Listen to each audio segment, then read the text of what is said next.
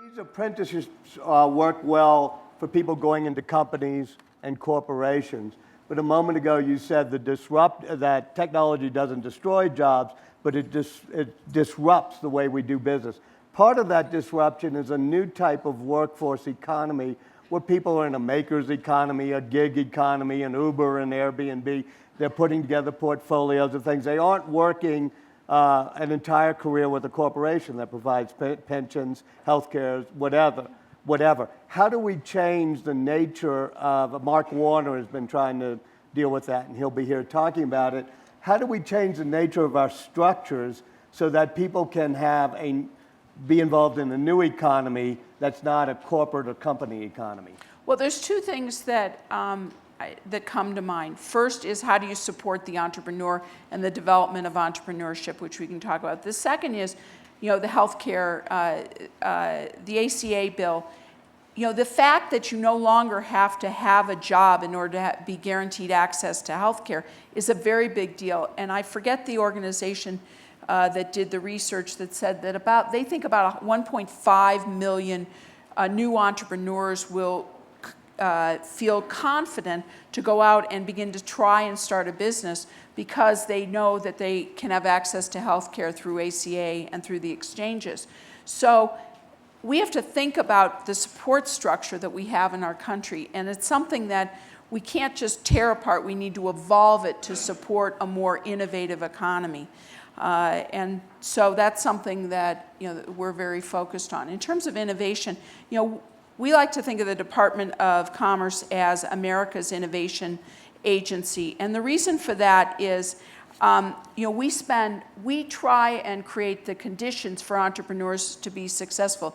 And I know this is something that you're, passionate about, but, whether it's in our economic development agency where when we make grants, we insist that regions or local economies have developed a strategy for their region, including a strategy around entrepreneurship. So we help them fund developing strategies, but we also help them fund their incubators and accelerators. We work with entrepreneurs through the President's Ambassadors for Global Entrepreneurship program, which is something I chair at representing the Department of Commerce. And those are 19 of America's foremost entrepreneurs who have agreed to be ambassadors domestically and around the world to work with companies. I think Daniel Lubetzky is going to be here tonight, right, and he's doing a program tomorrow, who's the founder of Kind Bars, and he's one of our President's Ambassadors for Global Entrepreneurship. The other thing we do is we're very much responsible for the development of the digital policy of the administration. We have the National Telecommunications and Information Agency, but we also have a digital leadership team across the Department of Commerce, because it's more than just one of our agencies, where we're working on making sure there's a global free flow of information across the internet, which is very much in question and in jeopardy right now. We're working to make sure there's trust and security on the internet. Your privacy is protected. We're also trying to work on sufficient access. We have about 25% of households in the United States that do not have access to the internet. We're working on skills to make sure we have a skilled workforce that can support innovation. And then we're also working on policy for emerging technologies, trying to get ahead of that. The other thing we do in terms of innovation is the president created something called the National Network of Manufacturing Innovation. These are advanced manufacturing hubs. There are about 9 of them to date that have been created, where the United States is to stay on the cutting edge of technologies that are believed to have a marketability over the next 5 to 7 years.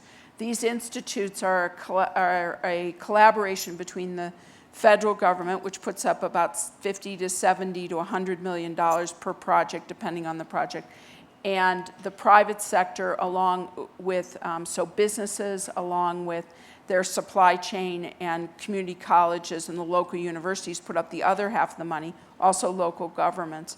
And these are in technologies like 3D printing or photonics or composite materials or lightweight materials.